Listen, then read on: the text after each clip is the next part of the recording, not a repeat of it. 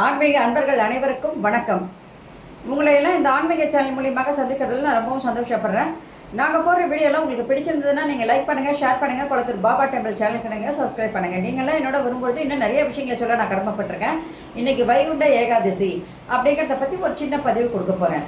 இந்த வீடியோ கொஞ்சம் பெருசாக இருக்கிறதுனால ரெண்டாக பிரித்து உங்களுக்கு இந்த பதிவை நான் கொடுத்துட்றேன். இப்போ ஏகாதசி விரதம் அப்படின்றது என்ன, அதே நேரத்தில் இந்த பரமபத நடை திறப்பு அப்படிங்கிறது என்ன, அரையர் சேவை என்பது என்ன, ராப்பத்து பகல் பத்து அப்படிங்கிறது என்ன, கோயில் வழிபாடு என்ன அப்படிங்கிறத பற்றி எல்லாம் ஒரு சின்ன பதிவு நான் உங்களுக்கு கொடுக்குறேன். இப்போ ஏகாதசி விரதத்தினுடைய மகிமை ரொம்பவும் அளவற்றது. அதனுடைய சக்தியும் அதனுடைய உண்மைத்தன்மையும் அதே நேரத்தில் அதனுடைய பலன்களும் பிரம்மாண்ட புராணம், கந்த புராணம், விஷ்ணு புராணம், பவிஷ்ய புராணம் இதில் எல்லாம் விவரித்து கூறப்பட்டுள்ளது. அந்த காலத்திலே அந்த புத்தகங்கள்லாம் அந்த புராணங்களில் இதை பற்றி கூறும் பொழுது இது எவ்வளவு சிறப்பு வாய்ந்தது என்பதை நாம் நல்லாக தெரிஞ்சுக்கிறோம். இந்த விரதத்துக்கு இவ்வளோ சக்தி இருக்கா அப்படிங்கிறத இந்த புராணங்களை படிக்கும்போது தான் நமக்கு கண்டிப்பாக தெரிய வரும். இந்த புராணத்தில் சொல்லப்பட்ட கருத்து ஏன் இந்த ஏகாதசி விரதம் நம்ம கடைபிடிக்கிறோம் அப்படிங்கிறதுக்கு ஒரு காரணத்தை அந்த விஷயத்தை சின்னதாக நான் உங்களுக்கு சுருக்கி சொல்கிறேன். எம்பெருமான் ஸ்ரீமன் நாராயணன் இமயத்தில் திகழும் பத்ரி ஆசிரமம் என்ற புண்ணிய பூமியில ஒரு குகைக்குள்ள உறக்கம் இல்லாமல் இருந்த நாள் அந்த ஏகாதசி தினம். அன்று முதல் தேவர்களும் ரிஷிகளும் முனிவர்களும் மானிடர்களும் 14 உலகத்தில் உள்ள அனைத்து மக்களும் இந்த ஏகாதசி தினத்தை விரத தினமாக கடைபிடித்து அவருடைய அருளை பெறுவதற்கு அந்த நாளை அவங்க உகந்த நாளாக கருதி அந்த விரதத்தை ஆரம்பிச்சிருக்காங்க. இந்த ஏகாதசி விரதங்கள்ல தலையாய விரதம் அப்படின்னு சொல்லும் போது வைகுண்ட ஏகாதசி விரதம். ஏன்னா இது பக்தியிலும் புண்ணியத்திலும் உயர்ந்தது. ஒரு ஆண்டுல 25 ஏகாதசி வரும். அதுல இந்த வைகுண்ட ஏகாதசி விரதம் மோட்ச விரதம் என்று சொல்லப்படுகிறது. ஏன்னா அது மோட்சம் தரக்கூடியது. அதனால இது மோட்ச விரதம் அப்படின்னு நம்ம சொல்றோம்.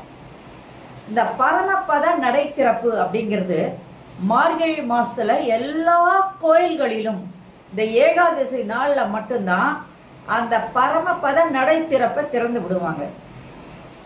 அன்னைக்கு காத்தால அதாவது 3:30 மணியிலிருந்து 4 மணிக்குள்ள அந்த நடை திறந்துருவாங்க.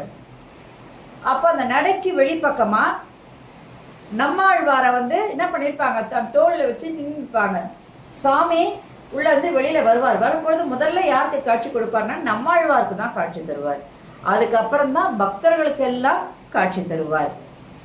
அன்றைய நாள் பக்தர்கள் என்ன பண்ணுவாங்கன்னா விரதம் இருந்து அதே நேரத்தில் தூங்காது கண் விழித்து அந்த இறைவனுடைய ஆசையை பெறுவதற்காக மறுபிறவி சொர்க்கம் அடைவதற்காக அந்த நாள்ல இறைவனோடு ஒன்று சேருவதற்காக இந்த வைகுண்ட ஏகாதசி தினத்தை அவங்க கொண்டாடுறாங்க. சரி, இந்த வருஷம் எந்த நாள்ல இந்த வைகுண்ட ஏகாதசி வருது அப்படின்னு பார்த்தீங்கன்னா 10/1/2025 வெள்ளிக்கிழமை, அதாவது மார்கழி மாதம் 26ஆம் தேதி தான் இந்த வைகுண்ட ஏகாதசி தினமானது கொண்டாடப்படுகிறது. இப்போ இந்த ஸ்ரீரங்கத்துல ராப்பத்து பகல் பத்துன்றாங்க. அப்படின்னா என்ன அப்படின்னு கேட்டீங்கன்னா ஸ்ரீரங்கத்துல கிட்டத்தட்ட 21 நாட்களுக்கு விழாக்கள் தொடர்ந்து நடந்துகிட்டே இருக்கும். அதுல பகல் பத்துன்னு இருக்கும், ராப்பத்துன்னு இருக்கும். ஒன்று ஏகாதசி. அப்ப இந்த 10/10/1 21 நாட்களும் பெருமாளுக்கு பெரும் விழாவாக கொண்டாடி கொண்டிருப்பார்கள்.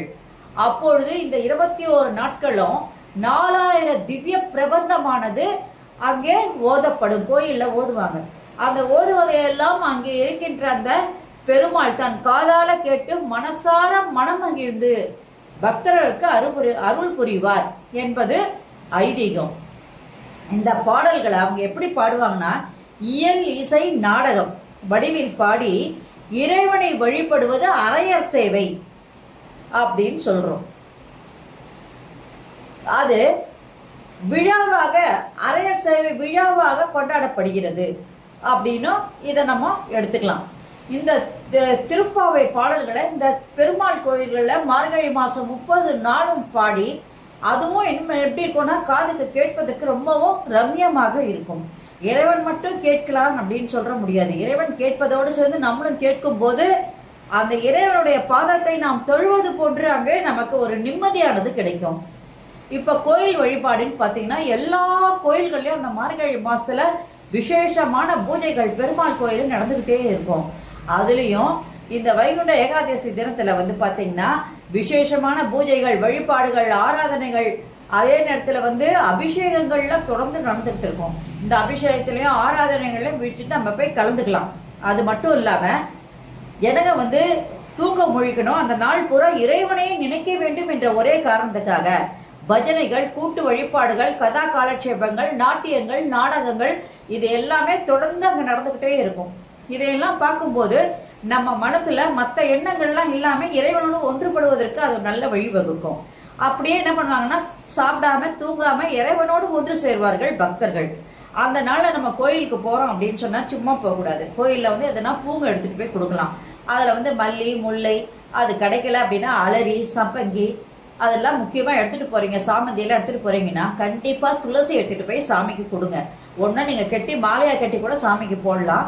இல்லைன்னா நீங்க என்ன பண்ணலாம், அங்க அபிஷேக ஆராதனைகள்லாம் செய்வாங்கல்ல, அபிஷேகம் முடிஞ்ச அந்த ஆராதனைகளுக்கு நீங்க அந்த பூக்களை கொண்டு போய் கொடுக்கலாம். இப்ப நீங்க பிரசாதம் கொண்டு போனீங்கன்னா நீங்கெல்லாம் ஒரு பொழுது நாள், அதனால நீங்க கல்கண்டு, திராட்சை, முந்திரி இதை நீங்க எடுத்துட்டு போய் சாமிக்கு கொடுத்தா கூட போதுமானது. கல்கண்டு எடுத்துட்டு போய் கொடுங்க, அதுவே போதுமானது. அது இல்லாம கொண்டு போனோம் ஏதாவது வேற ஏதாவது எடுத்துட்டு போனோம்னா பழங்கள் எடுத்துட்டு போங்க. பழங்கள் சாமிக்கு ரொம்ப உகந்தது. அதே எடுத்துட்டு இளநீர் எடுத்துட்டு போங்க. இது ரெண்டும் சாமிக்கு வச்சு படைக்கிறது ரொம்பவும் சுலபமானது. இது மட்டும் இல்லாம இதெல்லாம் செய்யறதுனால என்னன்னா இந்த வைகுண்ட ஏகாதசி தினமானது நம் இறைவனோடு ஒன்று சேர்வதற்கான வாய்ப்புகளை ஏற்படுத்துது. வாமனராக திரு விக்கிரமனாக உயர்ந்து அந்த மகாவிஷ்ணுவானவர் தன் பாதத்தால் இந்த பாதாள உலகத்தை எல்லாம் அளந்து விட்டார். அப்ப அந்த பாதாள உலகத்தை தன் வசப்படுத்துகின்றார்.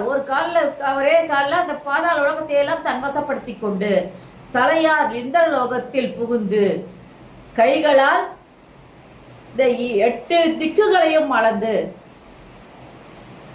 அந்த நேரத்துல அந்த இறைவனானவன், அந்த மகாவிஷ்ணுவானவன், அந்த சொரூபத்தை நாம் இன்று இந்த ஏகாதசி தினத்தில் அவரை தரிசிக்கும் பொழுது நரசிம்மராகவும் நீங்க தரிசிக்கலாம், பெருமாளாகவும் தரிசிக்கலாம், அதே நேரத்துல விஷ்ணுவாகவும் நீங்க தரிசிக்கலாம். இப்படி அவருடைய உருவங்கள்ல நீங்க எது வேணாலும் வாமனராகவும் நீங்க அவரை தரிசிக்கலாம், மச்சாவதாரத்திலையும் நீங்க அவரை தரிசிக்கலாம், இந்த மாதிரி கூர்மாவதாரத்திலையும் நீங்க அவரை தரிசிக்கலாம். இப்படி அவரை ஒவ்வொன்றும் சொல்லிக்கிட்டே போகலாம். அவருடைய அழக கிருஷ்ணரா நீங்க அவரை தரிசிக்கும் பொழுது என்ன விசேஷமான ஒரு சந்தோஷம் நமக்கு கண்டிப்பா கிடைக்கும். அதனால பெருமாளை வீட்டுல எந்த படங்கள் நீங்க வச்சிருந்தாலும் அதை வச்சு கும்பிட்டு வழிபாடு அன்னைக்கு நாள்ல நீங்க கண்டிப்பா செய்யணும். இறைவனோடு நீங்க ஒன்று சேரணும். முக்கியமா அந்த ஒரு நாள் நம்ம சாப்பாட்டை கொஞ்சம் தள்ளி வச்சுட்டு விரதம் இருந்து தூக்கத்தையும் இறைவனுக்காக கைவிட்டு நம்ம பண்ணோம்னா வைகுண்டத்தை அடைவதற்கான வழிகளை அது நிச்சயமா ஏற்படுத்தி கொடுக்கும் இந்த வைகுண்ட ஏகாதசி தினம். நன்றி, வணக்கம். இந்த வீடியோ உங்களுக்கு பிடிச்சிருந்ததுன்னா நீங்க லைக் பண்ணுங்க, ஷேர் பண்ணுங்க, படுத்தூர் பாபா தமிழ் சேனலுக்கு நீங்க சப்ஸ்கிரைப் பண்ணுங்க. நீங்கள்லாம் என்னோட வரும்பொழுது இன்னும் நிறைய விஷயங்களை நான் சொல்ல கடமைப்பட்டிருக்கேன். ஓம் சாய்ராம், அரகர மகாதேவா, ஓம் நம சிவாய.